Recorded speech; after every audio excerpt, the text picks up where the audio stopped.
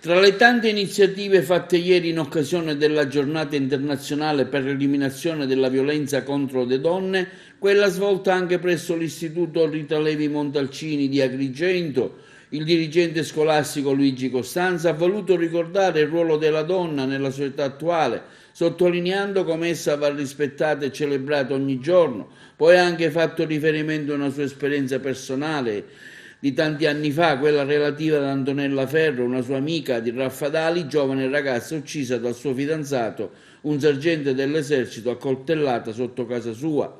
Poi la lettura di alcuni testi da parte dei giovani alunni della scuola.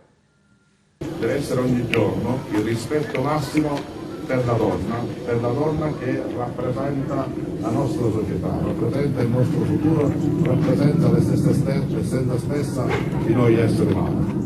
Io vi porto una mia esperienza personale.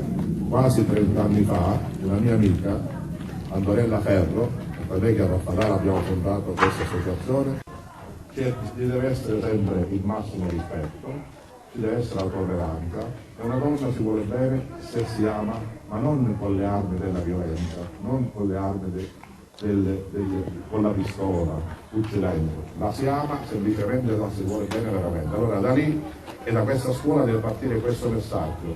Dobbiamo rispettare tutti e soprattutto la donna che, ripeto, è l'elemento cardine della nostra società. Per tutte le donne dal cuore astranto, per le donne che per gli uomini non valgono tanto, per la dignità che hanno dovuto calpestare, per tutti quei sogni che vanno a frantumare, per l'amore che muore, appiattito come un fiore, per tutte loro che cercano un conforto, per tutte quelle che hanno subito un torto.